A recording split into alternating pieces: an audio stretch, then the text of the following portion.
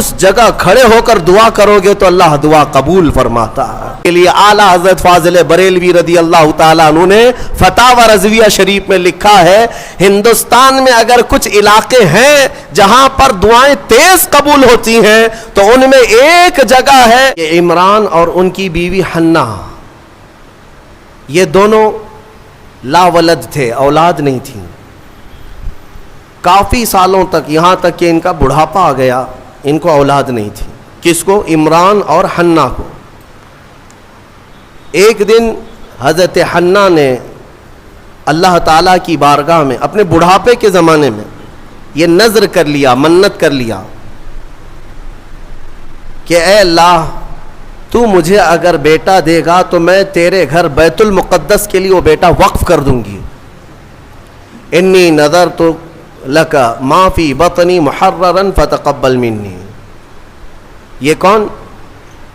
عمران کی بیوی حضرت حنا، حضرت عمران کی بیوی حنا، انہوں نے نذر کیا، منت کیا.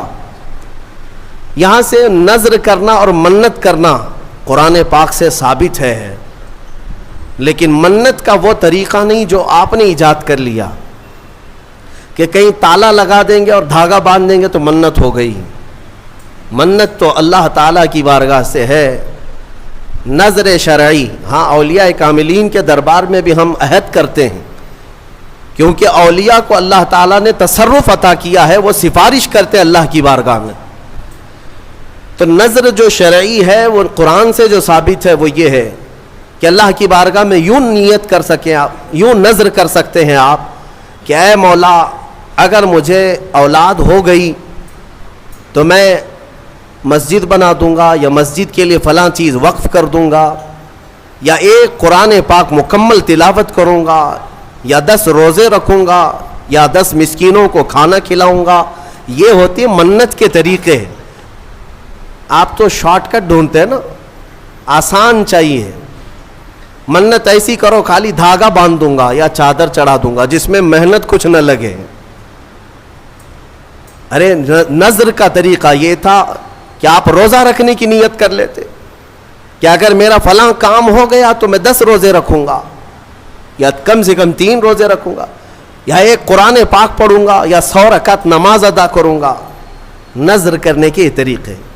حضرت حنا نے جو نذر کیا، منت کیا، وہ کیا کہ اے اللہ اگر تو مجھے بیٹا دے گا تو میں وہ بیٹا بیت المقدس کے لیے وقف کر دوں گی. پہلی بات تو اولاد ہے نہیں، بڑھاپے میں جا کر اگر بیٹا ہو بھی گیا تو وہ تیری بارگاہ میں وقف کروں گی. یہ ہے نذر اور اللہ تعالیٰ سے محبت کا طریقہ. اور قرآن کہتا ہے کہ حضرت حنا حاملہ ہو گئی، بچے کے آثار نظر آئے بڑھاپے کی عمر میں. فلما وضعتھا، پھر جب بچے کی ولادت ہوئی تو بیٹا نہیں ہوا، بیٹی ہوئی. انہوں نے نذر کیا کیا تھا؟ بیٹا ہوگا تو بیت المقدس میں وقف کروں گی، لیکن کیا ہوئی؟ بیٹی ہوئی.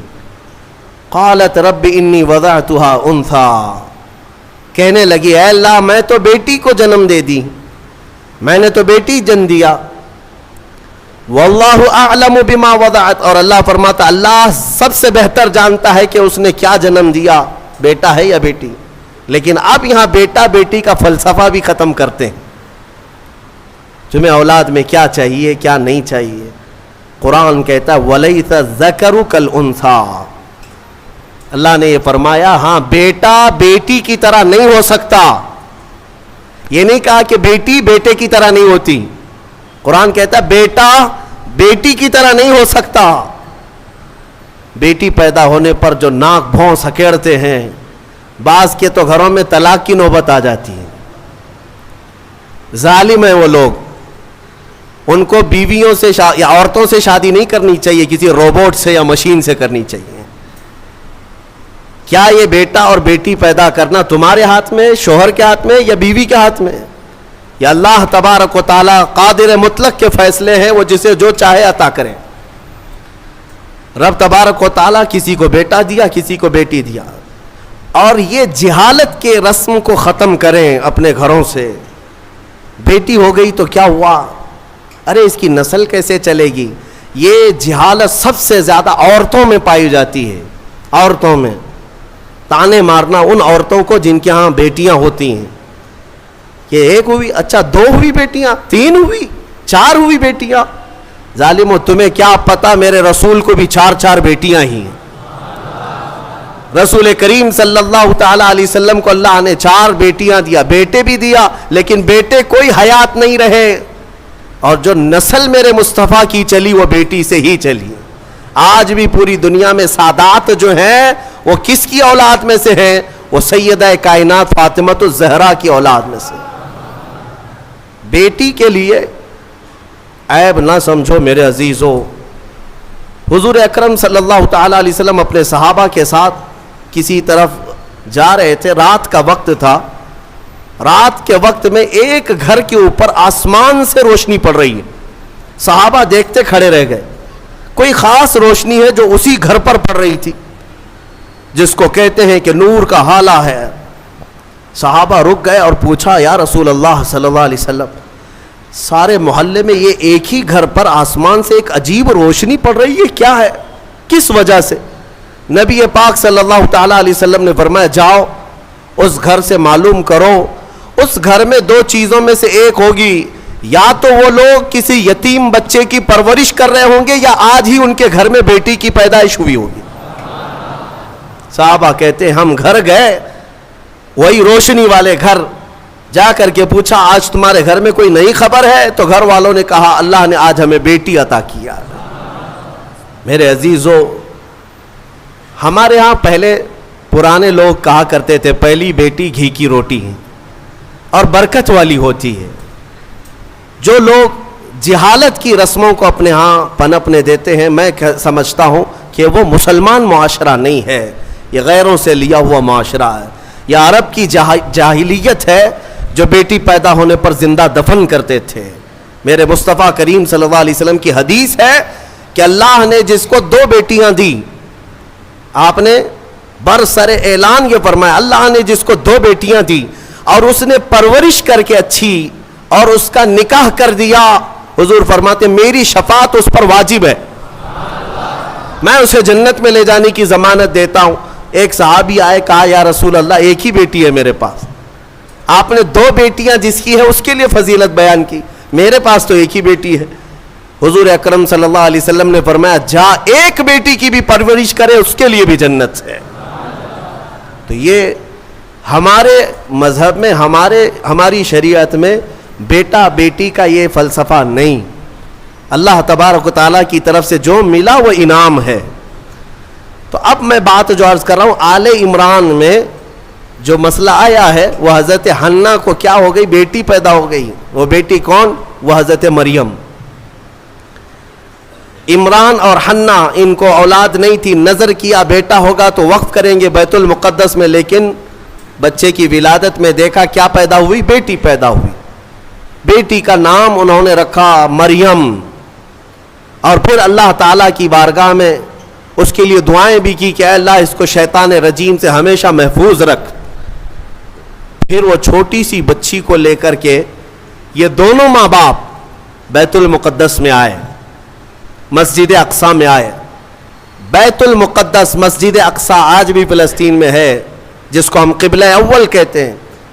وہاں پر حضرت زکریا علیہ السلام اللہ کے نبی امام تھے اور پوری بیت المقدس کے متولی بھی تھے, تمام چیزیں انہی کے سپرد ہوا کرتی. حضرت زکریا علیہ السلام کے ہاں لا کر کے انہوں نے دے دیا اور کہا ہماری ایسی ایسی منت تھی, نظر تھی, اللہ تعالیٰ نے ہمیں بیٹی دیا اور ہم بیت المقدس میں وقف کرنے کے لیے لائے ہیں. حضرت زکریا علیہ السلام نے بیٹی کو لے لیا. اب میں آپ کو بتاؤں, زکریا علیہ السلام کی عمر بھی کافی ہو چکی تھی, بال سفید ہو چکے تھے, اور ان کو بھی اولاد نہیں تھی. زکریا علیہ السلام کو بھی اولاد نہیں تھی, بڑھاپا ان کا بھی تھا. آپ نے بیٹی کو گود لے لیا اور بیت المقدس میں رکھ دیا, کہا کہ ٹھیک ہے جاؤ تمہاری منت پوری ہو گئی, میں اس کی پرورش کرتا ہوں. یہ حضرت بی بی مریم کی پرورش اللہ کے گھر میں ہو رہی ہے. ایک محراب خاص کر دیا گیا بی بی مریم کی تربیت کے لیے. ایک نماز پڑھنے کے جیسے محراب ہے، ایک محراب حضرت بی بی مریم کا مسجد اقصی میں خاص ہو گیا. میں کیوں محراب کا ذکر کر رہا ہوں؟ توجہ چاہتا ہوں. قرآن میں اس محراب کا ذکر آیا ہے، اس محراب کا ذکر آیا ہے. بی بی مریم کو اس محراب کے اندر رکھا گیا. وہ آج بھی بیت المقدس میں موجود ہے، محراب مریم. اس کو محراب مریم کہتے ہیں، آج بھی ہے. وہاں پرورش کے لیے رکھا گیا. ارے دودھ پیتی بچی، اور اس کے بعد جب بڑھنے لگی تو کئی دن تک آپ نے پرورش فرمائی، سال 2 سال تک. تو 2 سال کے قریب غالباً ان کی عمر تھی حضرت بی بی مریم کی. اب قرآن کہتا ہے کلما دخل علیہا زکریا المحراب وجد عندها رزقا. جب جب حضرت زکریا مریم کے محراب میں جاتے تو الگ الگ قسم کے پھل وہاں پر دیکھتے تھے. بے موسم کا پھل، آم کا سیزن نہیں آم موجود ہے، انگور کا موسم نہیں انگور موجود ہے، بغیر موسم کے بھی وہاں پھل موجود ہوتے تھے، قسم قسم کا رزق وہاں ہوتا تھا. حضرت زکریا علیہ السلام حیران ہو کر پوچھتے ہیں قال یا مریم انا لکی ھذا، اے مریم یہ سب تیرے پاس کہاں سے آتا ہے؟ قالت، حضرت سیدہ مریم نے کہا ان اللہ یرزق من یشاء بغیر حساب. قالت هو من عند اللہ، وہ کہتی یہ سب اللہ کی طرف سے ہے، اللہ جسے چاہتا ہے بے حساب رزق دیتا ہے. بات ہو گئی حضرت بی بی مریم کو. اب جو نکتہ مجھے بتانا ہے توجہ چاہتا ہوں. تفسیر سننے کا اسی میں لطف ہے کہ تفسیر سننے کے بعد آپ کا عقیدہ بھی مضبوط ہو جائے، ایمان میں اضافہ بھی ہو جائے، اور یہ پتہ چلے کہ سنیو تم حق جماعت پر ہو. قرآن پاک کی تفسیر سننے کے بعد یہ یقین بھی تو تمہیں ہو جانا چاہیے. بی بی مریم کہتی ہے یہ اللہ کی طرف سے ہے، رزق آتا ہے. حضرت زکریا نے دیکھا کہ بی بی مریم کو چھوٹی عمر میں اللہ غیب سے رزق دیتا ہے. اب کیا کیا حضرت زکریا جو خود مسجد کے امام ہیں، اللہ کے نبی ہیں، سب کو پتہ ہے حضرت زکریا علیہ السلام اللہ کے نبی ہیں، عمر دراز ہو چکی، لوگوں کو عبادت وہ کراتے تھے، اللہ تبارک و تعالیٰ کی طرف انسانوں کو وہ بلاتے تھے. لیکن بی بی مریم کو دیکھنے کے بعد انہیں بھی اولاد کی خواہش ہو گئی، انہیں بھی اولاد کی خواہش ہو گئی. ہوتا ہے ایسے کہ کئی سال تک بچے نہ ہوں تو آدمی کمپرومائز کر لے کہ چلو اب تو نہیں ہونا ہے، لیکن کبھی بڑھاپے میں جانے کے بعد پھر خواہش پیدا ہو جائے، یہ تو صرف نبیوں کی شان ہے. حضرت زکریا علیہ السلام کی خواہش ہوئی کہ کاش مجھے بھی اولاد ہوتی. تو کیا کیا حضرت زکریا علیہ السلام؟ مسجد اقصی بیت المقدس کے امام، قرآن کہتا ہے ہنالک دعا زکریا ربہ قال رب ہب لی من لدنک ذریۃ طیبہ انک سمیع الدعاء. حضرت زکریا علیہ السلام کے بارے میں قرآن کہتا ہے حضرت زکریا علیہ السلام بی بی مریم جہاں بیٹھتی تھی اس محراب میں آ کر کھڑے ہوئے، اور اس محراب میں کھڑے ہو کر دعا کرتے اے اللہ مجھے بھی نیک اولاد تو عطا کر دے. تو ہر ایک کی دعا سننے والا ہے. فنادته الملائکۃ وهو قائم یصلی فی المحراب ان اللہ یبشرک بیحییٰ. قرآن کہتا ہے حضرت زکریا علیہ السلام ابھی اسی محراب میں کھڑے ہو کر دعا کر ہی رہے تھے، اللہ نے فرشتے کو بھیجا جاؤ زکریا کی دعا قبول ہے، انہیں بیٹا ہی نہیں نبی کی شکل میں یحییٰ علیہ السلام دیا جائے گا. صرف بیٹا ہی نہیں یحییٰ بیٹا دے دیا گیا. ٹھیک ہے دعا قبول فوراً. اور حضرت زکریا علیہ السلام کا بھی بڑھاپا ہے، بال سفید ہے، انہوں نے خود بیان کیا ہے، ان کی باتیں بھی قرآن پاک میں آئی ہیں کہ آپ نے یہ کہا ہے کہ اب میں بوڑھا ہو گیا، بال میرے سفید ہو گئے، سورہ مریم کی آیتوں میں ہے. اب مجھے عرض یہ کرنا ہے حضرت زکریا علیہ الصلاۃ والتسلیم وہاں مریم کی محراب میں جا کر کیوں دعا کی؟ پوری مسجد ہے نا بیت المقدس، پوری مسجد ہے، کسی بھی علاقے میں بیٹھ کر کے دعا کرتے، کسی بھی خطے پر کسی بھی مصلی پر. مریم جہاں ہے اس مصلی پر یا اس محراب پر کیوں کھڑے ہو کر دعا کیا؟ یہی سنیو تمہیں عقیدہ میں بتانا چاہتا ہوں، اللہ والے جہاں ہوتے ہیں وہاں دعائیں قبول ہوتی ہیں. اجمیر میں جا کر دعا کرنے کے لیے اعلیٰ حضرت فاضل بریلوی رضی اللہ تعالیٰ عنہ نے فتاوی رضویہ شریف میں لکھا ہے، ہندوستان میں اگر کچھ علاقے ہیں جہاں پر دعائیں تیز قبول ہوتی ہیں تو ان میں ایک جگہ ہے خواجہ اجمیری غریب نواز کا دربار۔ اعلیٰ حضرت نے لکھا ہے۔ میرے عزیزوں، کیوں؟ یہ قرآن سے ثابت ہے۔ لوگ یہی کہتے ہیں نا، اولیاء کے دربار میں جا کر کے پکارتے ہو، کیا مسجد میں نہیں پکارے؟ زکریا علیہ السلام سے کہو، وہ خود مسجد کے امام تھے، مصلی پر اپنے بیٹھ کر کے دعا کرتے۔ نہیں، نبی نے بھی یہ سکھایا کہ اللہ تبارک و تعالیٰ جسے پسند کرتا ہے اس جگہ کھڑے ہو کر دعا کرو گے تو اللہ دعا قبول فرماتا ہے۔ ہاں، اللہ تبارک و تعالیٰ کو یہ پسند ہے بے ان کے واسطے خدا کچھ عطا کرے۔ اب یہاں سے بریلی کے امام کہتے ہیں، جو حضور پاک صلی اللہ تعالیٰ علیہ وسلم کے وسیلے کے منکر ہیں، ان سے بھی کہتا ہوں، بے ان کے واسطے خدا کچھ عطا کرے، ہاشا، غلط، یہ ہوس بے بصر کی ہے۔ ہاں، تم خام خیالی میں ہو حضور کو چھوڑ کر کے تمہیں کچھ مل جائے۔ قرآن نے بھی تمہیں یہی کہا ہے، محبوبوں کے دربار میں کھڑے ہو کر دعا کرو گے تو اللہ وہ دعائیں قبول فرماتا ہے۔ میرے عزیزو، یہاں پر ایک اور بات میں عرض کرتا ہوں، ابھی یہ تفسیر آئی نہیں ہے لیکن وقت سے پہلے میں موضوع سے متعلق ہے اس لیے عرض کرتا ہوں۔ موضوع سے متعلق ہے اس لیے کہ حضرت موسیٰ علیہ الصلاۃ والتسلیم کا وہ واقعہ یاد کریں، جب فرعون کا لشکر پیچھا کرنے لگا موسیٰ علیہ السلام کی جماعت کا، آپ مومنین کی جماعت کو لے کر چل پڑے، سامنے سمندر، پیچھے 1,00,000 کے قریب فرعون کا لشکر، کدھر جائیں؟ ادھر سمندر ہے، ادھر دشمنوں کا لشکر ہے۔ حضرت موسیٰ علیہ السلام کے ساتھ جو مومنین تھے ان کی آزمائش بھی تھی، ایسا موقع آ جائے ایک طرف سمندر ہے ایک طرف دشمن کی فوج، لیکن اللہ تعالیٰ جسے جہاں سے چاہے بچائے۔ رب تعالیٰ کا حکم ہوا کہ اے موسیٰ اس سمندر پر اپنا عصا مارو۔ آپ نے عصا لکڑی ماری تو 12 راستے خشک پیدا ہوئے۔ موسیٰ علیہ السلام کا جو قبیلہ تھا، یعنی آپ کی جو جماعت تھی مومنین کی، وہ 12 خاندانوں میں تھی، تو سب کے لیے ایک ایک راستہ سمندر میں بن گیا، سب اس راستے سے چلنے لگے۔ سمندر کے دوسرے کنارے وہ پہنچ گئے۔ فرعون نے دیکھا راستہ کھلا ہوا ہے، ہم بھی چلتے ہیں۔ فرعون موسیٰ علیہ السلام کے یہ کھلے ہوئے راستوں کے درمیان آ گیا، بیچ سمندر میں فرعون کی فوج پہنچی تھی، سمندر کو واپس ملا دیا گیا۔ فغشیہم من الیم ما غشیہم، قرآن کہتا ہم نے ڈھانک دیا سمندر کو جیسے ڈھانکنا ہے، تو غرق ہو گئے ہمیشہ کے لیے۔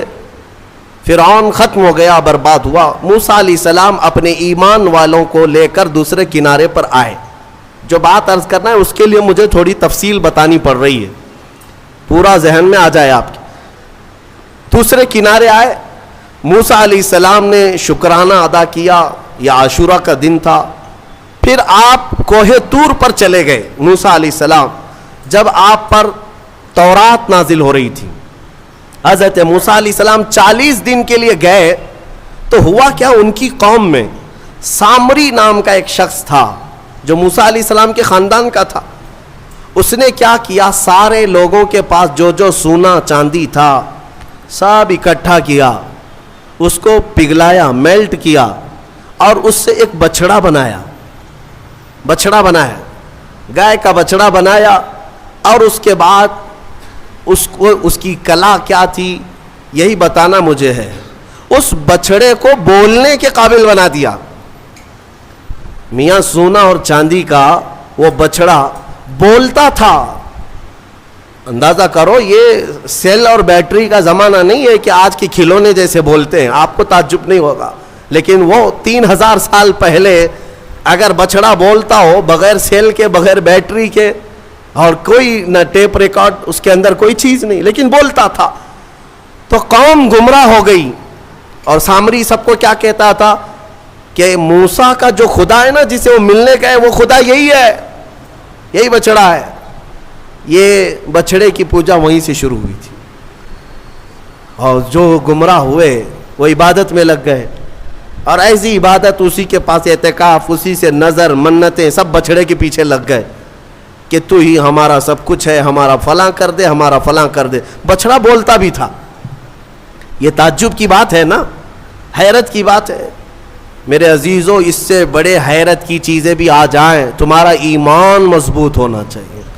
آج کے زمانے میں کہتا ہوں، اگر کوئی جھاڑ، اگر کوئی درخت بولنے بھی لگ جائے اور تمہیں اپنی طرف بلائے کہ میرے اندر خدا چھپا ہے، آ جاؤ، اے ایمان والو، تمہارا ایمان مضبوط ہونا چاہیے. اور ہرگز اس طرح کی حرکتوں پر یقین نہ کرو، بلکہ یہی تسلیم کرو پوری دنیا بھی عجوبے دکھائے، میں یہ تسلیم نہیں کر سکتا، میرا خدا تو اللہ ہی ہے. اللہ الصمد، وہ بے نیاز ہے، وہ ہماری آنکھوں میں نظر نہ آئے گا.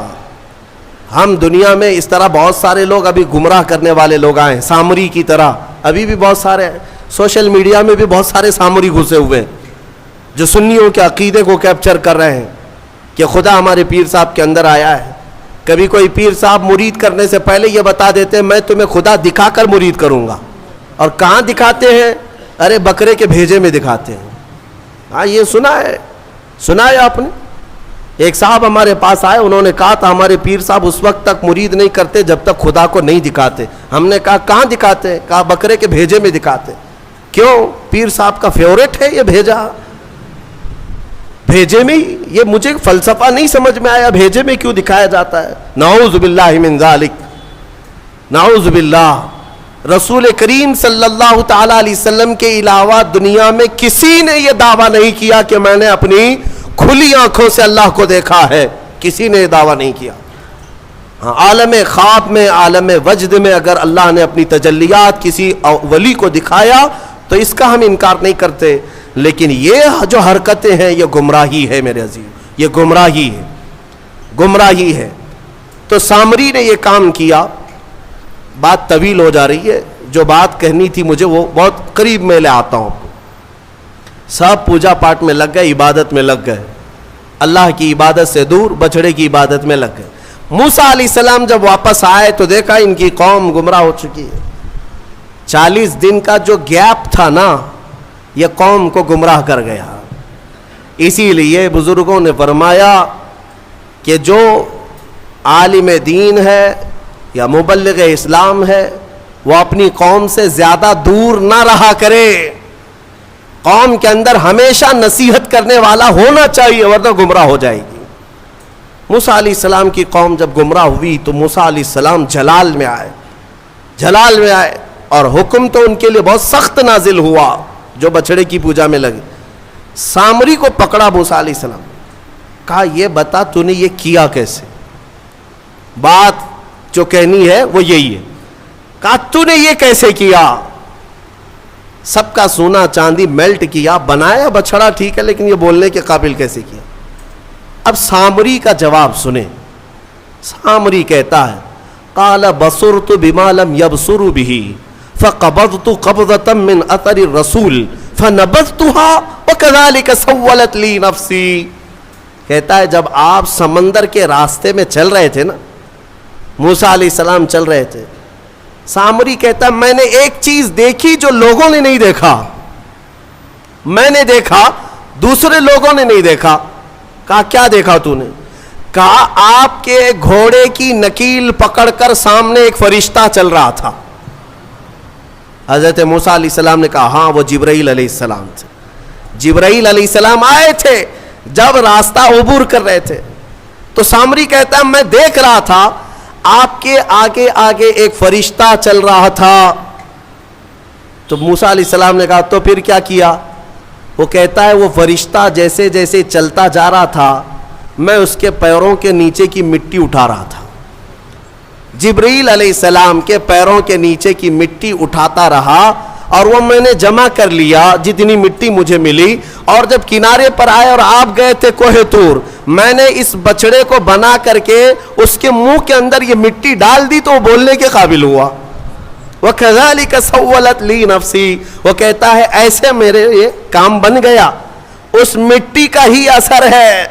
اللہ اللہ، اے سنیوں میں یہی کہنا چاہتا ہوں जिब्रील अलैहिस्सलाम के पैरों के नीचे की मिट्टी अगर बेजुबान बछड़े को बोलने के काबिल बनाए, तो जो जिब्रील अपना माथा रसूल अक़दस के तलवों पर मस करे, उस रसूल पाक के कदमों के धूल का हाल क्या होगा। खाई कुरान खाके गुजर की कसम, उस कफे पा की हुर्मत पे लाखों सलाम। इसीलिए हमारे इमाम ने तमन्ना भी किया ना बारगाह मुस्तफ़ा में, तो क्या कहा, दिल करो ठंडा मेरा वो कफे पा चांद सा। कफे पा किसको कहते हैं, कफे पा, पा पैर को कहते हैं फारसी में, कफ कहते हैं नीचे का हिस्सा, पैर का जो तलवा है, पैर का जो तलवा है उसे क्या कहते हैं, कफे पा। पैर के तलवे को कफे पा। आला हज़रत तमन्ना ये करते हैं, दिल करो ठंडा मेरा वो कफे पा चांद सा, सीने पे रख दो जरा तुम पे करोड़ों दुरूद। मेरे अजीजों, कुरान से तो साबित है निस्बत का बड़ा असर है।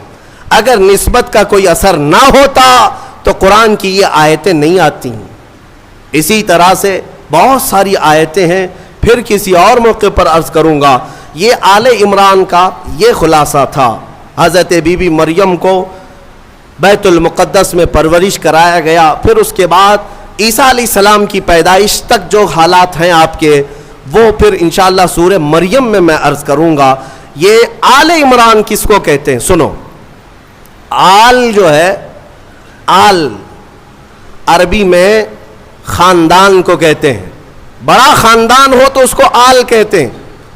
अब इमरान की आल में कितने लोग हैं, अरबी में एक को वाहिद, एक को वाहिद, दो हो तो तस्निया, और दो से ज्यादा तो जमा, और उसी को आल कहते हैं। बाकी सारी लैंग्वेज में, इंग्लिश में एक को सिंगल, एक से ज्यादा हो तो प्लूरल, सही कह रहा हूं। उर्दू में भी एक हो तो वाहिद, एक से ज्यादा हो तो जमा, लेकिन अरबी का ग्रामर अलग है। अरबी में एक हो तो उसे वाहिद, दो हो तो उसके लिए एक लफ्ज है तस्निया। दो को जमा नहीं कहते अरबी में, दो को जमा नहीं कहते। दो से ज्यादा हो तो अरबी में उसको जमा कहते हैं, और आल के लिए जमा होना जरूरी है, दो से ज्यादा होना चाहिए, तब उसको क्या कहते हैं, आल। लेकिन यहां पर एक मसला है, हजरत इमरान की आल में कितने लोग हैं, आल क्यों कह रहा है कुरान। हजरत इमरान की एक बेटी बीबी मरियम, एक बेटी बीबी मरियम, और मरियम का एक बेटा ईसा अलैहिस्सलाम, उसके बाद औलाद है, एक बेटी है, एक नवासा है। लेकिन कुरान इनको क्या कह रहा है, आले इमरान। बात समझ में आ रही है, आले इमरान। हमने ये ग्रामर और कवायद को पूछा कि जमा हो तो आल कहा जाता है, या दो को ही आल कह रहे हैं। बीबी मरियम और हजरत ईसा ये दो ही मिलकर के इमरान की आल हो गए। तो मुफस्सिरीन ने फरमाया ये कायदा अपनी जगह पर, लेकिन ऐ लोगों, अगर कोई खानदान में सबसे ज्यादा शरीफ हो तो एक भी जो है वो 1000 के बराबर होता है। हजरत इमरान की आल में एक बीबी मरियम है जो सबसे पाक खातून है, और एक नवासा है जो अल्लाह ताला की तरफ से एक ऐसी आयत और निशानी लेकर के आया, दुनिया में उसका मिसल कोई नहीं। वो ईसा अलैहिस्सलाम बगैर बाप के पैदा हुए, इस निशानी को दुनिया में कहीं और देखा आपने? तो दो ऐसी औलाद है जिसकी वजह से कुरान ने इनको आले इमरान कहा। इस सूरे की बड़ी बरकत है। इसमें कुछ आयतें हैं, इससे कबल भी मैंने तफसीर में बताया था। आयत नंबर मैं आपके सामने जिक्र कर देता हूँ ताकि इसके फ़वाइद मालूम हो। जब कभी आपकी घर में औरतें हामिला हों या बच्चे की विलादत के औकात आ जाएं तो इन आयतों की तिलावत जारी रखें। नेक व सालेह औलाद पैदा होगी, नेक व सालेह औलाद पैदा होगी। ये सूरह आले इमरान की जो आयतें हैं। और दो आयतें ऐसी भी मैं आपको बता देता हूँ। मुफस्सिर शहीर हकीमुल उम्मत ने फरमाया, अगर कोई कर्ज के बोझ से परेशान है और तंग दस्ती का शिकार है, माल में कमी, असबाब में कमी, रोजगार नहीं, या उस पर बोझ है माल का, तो उसके लिए फरमाया दो आयतें। या फिर किसी हाकिम से डर लगता है, हाकिम से डर लगता है और किसी के پکڑنے کا خوف لگتا ہے، لیکن تم صاف ہو۔ یہ دو آیتیں اگر عشاء کی نماز کی آخری 2 رکعت نفل میں 5 مرتبہ پڑھو گے تو اللہ ساری محتاجی دور فرمائے گا۔ یہ میرے تجربے کی بات بتا رہا ہوں، الحمدللہ میرا اس پر عمل بھی ہے، ورد بھی ہے، اور ان آیتوں کی برکت سے ہم نے دیکھا کہ بڑے بڑے ظالموں سے کبھی خوف نہیں محسوس ہوتا۔ اللہ تعالیٰ نے دل کو مضبوط رکھا ہے، دل کو مضبوط رکھا، یہ آیتوں کی برکت ہے۔ میں وہ دونوں بتاتا ہوں۔ پہلے وہ آیتیں جو سورہ مریم کی ہیں، جس میں اللہ تبارک و تعالیٰ نے حضرت بی بی مریم کی ولادت کا جو ذکر فرمایا، آیت نمبر 33 نہیں، آیت نمبر 35، آیت نمبر 36، آیت نمبر 37، یہ 3 آیتیں، 35، 36، 37 سورہ آل عمران کی یہ 3 آیتیں ہیں۔ عورتوں کو اس کی تلاوت کرنے کے لیے آپ کہا کریں، اور اگر درد کی شدت بڑھ جائے کبھی ولادت کے وقت میں، ان 3 آیتوں کا ورد کریں، انشاءاللہ سارا درد نکل جائے گا اور اللہ اسے راحت عطا فرمائے گا، اور اس پر اسے اجر بھی عطا فرمائے گا۔ جو بھی بچہ ہوگا انشاءاللہ نیک و صالح ہوگا۔ اور جو دوسری آیتیں میں نے بتائی، جس کے اللہ تبارک و تعالیٰ نے رزق کی وسعت رکھی اور محتاجی سے محفوظ رہنے کے لیے بزرگوں نے فرمایا، یہ ہے آیت نمبر 25 اور 26، آیت نمبر 25 اور 26، یہ سورہ آل عمران کی یہ 2 آیتیں اگر عشاء کی آخری جو 2 رکعت نفل ہوتی ہیں، پہلی رکعت میں 5 بار، دوسری رکعت میں 5 بار پڑھے، پھر آپ کو خود تجربہ شاہد ہو جائے گا، خود تجربہ کر کے دیکھ لیں۔ آیتوں کا اگر میں ورد کروں تو بھی آپ کو پتہ چل جائے گا کہ ان آیتوں میں کیا ہے۔ قل اللہم مالک الملک تؤتی الملک من تشاء وتنزع الملک ممن تشاء وتعز من تشاء وتذل من تشاء بیدک الخیر انک علی کل شیء قدیر۔ یہ آیتیں ہیں جس میں اللہ تعالیٰ نے یہی فرمایا کہ اللہ جسے چاہے ملک عطا کرے اور جس سے چاہے ملک کو چھین لے، اور جس سے چاہے عزت عطا کرے، جسے چاہے ذلت دے۔ ساری خیر اللہ تیرے دست قدرت میں ہے، تو ہر شے پر، ممکن شے پر قادر ہے۔ تو یہ آیتوں کا ورد میں یہاں آپ کو یہ کہہ رہا ہوں۔ آج کی تفسیر کے لیے اتنا ہی ہے۔ ایک آیت کریمہ میں تلاوت کر کے اپنی تفسیر کو ختم کرتا ہوں۔ بات جی اجازت کے ساتھ میں یہ دے رہا ہوں، جو مجھے میرے بزرگوں نے اجازت دیا ہے، اجازت کے ساتھ میں کہہ رہا ہوں تاکہ امت کو اس میں نفع ہو۔ ایک آیت اللہ تعالیٰ نے فرمایا وَإِذْ أَخَذَ اللَّهُ مِيثَاقَ النَّبِيِّينَ لَمَا آتَيْتُكُم مِّن كِتَابٍ وَحِكْمَةٍ ثُمَّ جَاءَكُمْ رَسُولٌ مُصَدِّقٌ لِّمَا مَعَكُمْ لَتُؤْمِنُنَّ بِهِ وَلَتَنصُرُنَّهُ۔ ایک واقعہ یہ بھی آیا ہے، اللہ نے سارے نبیوں کی روحوں کو پیدا کرنے سے پہلے جمع کیا، ایک اجتماع ہوا تھا سب کے پیدا ہونے سے پہلے، سارے جو نبی ہو کر دنیا میں آنے والے تھے ان سب کو جمع کیا۔ اللہ نے ان سب سے ایک وعدہ لیا۔ کیا وعدہ ہے؟ اس وعدے کا ذکر قرآن میں آیا۔ اللہ تعالیٰ فرماتا ہے تم سب کے سب اس بات کا وعدہ کرو کہ دنیا میں جاؤ گے، اگر تمہارے زمانے میں میرا محبوب رسول آ گیا تو تم سب کے سب اس پر ایمان لاؤ گے۔ وعدہ کس سے لیا جا رہا ہے؟ نبیوں سے۔ لَتُؤْمِنُنَّ بِهِ، تم سب کے سب اس پر ایمان لاؤ گے، اور اتنا ہی نہیں بلکہ اس کی مدد بھی کرو گے، مدد بھی کرو گے۔ اور اتنے ہی پر کافی نہیں، اللہ نے پھر پوچھا کیا تم سب کو اس بات کا اقرار ہے؟ ساری روحوں نے کہا ہمیں اقرار ہے۔ اللہ فرماتا ہے ٹھیک ہے، میں تمہارے ساتھ گواہ بن جاتا ہوں، میں انا معکم من الشاہدین، میں گواہ ہوں تمہارے ساتھ کہ رسول میرا آئے گا تو تم سب کے سب اس پر ایمان لاؤ گے۔ مجھے بتاؤ اے سنیوں، پھر میلاد مصطفیٰ کہتے کسے ہیں؟ میلاد کہتے کسے؟ رسول کے آنے کا ذکر کرنا اسی کو میلاد۔ اور میلاد کا ذکر کہاں ہو رہا ہے؟ ابھی دنیا آئی بھی نہیں، نبیوں کی روحوں کے اجتماع میں اللہ میرے مصطفیٰ کی میلاد کا ذکر فرما رہا ہے۔ وہ جو نہ تھے تو کچھ نہ تھا، وہ جو نہ ہو تو کچھ نہ ہو، جان ہے وہ جہان کی، اور جان ہے تو جان ہے، وہی ہے اول، وہی ہے آخر، وہی ہے قرآن، وہی ہے فرقان، وہی ہے طٰہٰ، وہی ہے یاسین۔ میرے عزیزو، رسول کریم صلی اللہ تعالیٰ علیہ وسلم کو اللہ تعالیٰ نے دنیا میں بھیجنے سے پہلے یہ وعدہ لیا۔ اب یہ آیت پر میں آپ سے کہتا ہوں حضور پاک صلی اللہ تعالیٰ علیہ وسلم اول بھی ہیں آخر بھی ہیں، اول بھی ہیں آخر بھی ہیں۔ کیسے؟ بعض لوگ یہی سوال کرتے ہیں حضور تو سب سے آخر زمانے میں آئے نا، تو اول کیسے ہوئے؟ اول کیسے؟ اس کو ایک مفسر نے بڑے اچھے نقطے سے سمجھایا۔ بات ایسی ہے کہ زمین میں ایک بیج بو، زمین میں ایک بیج بو دیا آپ نے، بیج بویا، درخت نکلا، پودا نکلا، پودا بڑھتا ہوا درخت، درخت میں پتے آئے، پتوں سے پھر شاخیں، شاخوں سے پھر پھول، پھول سے پھر پھل، اور پھل کے اندر پھر کیا آیا؟ بیج آیا۔ بیج شروع میں بھی تھا، بیج سب سے آخر میں بھی تھا۔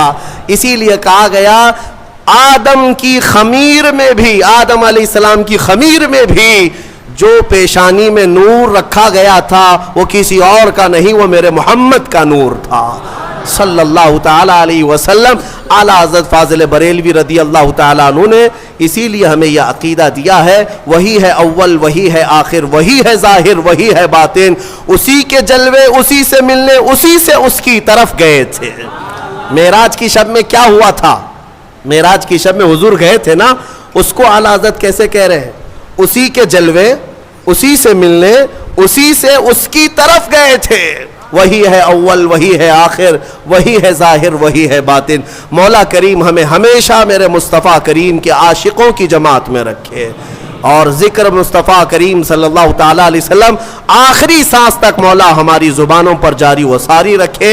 دنیا میں چاہے کوئی بھی بیان ہو، ہم کو اللہ تعالیٰ اتنی توفیق عطا کرے کہ دم میں جب تک دم ہے ذکر ان کا سناتے جائیں گے۔ وآخر دعوانا الحمدللہ رب العالمین۔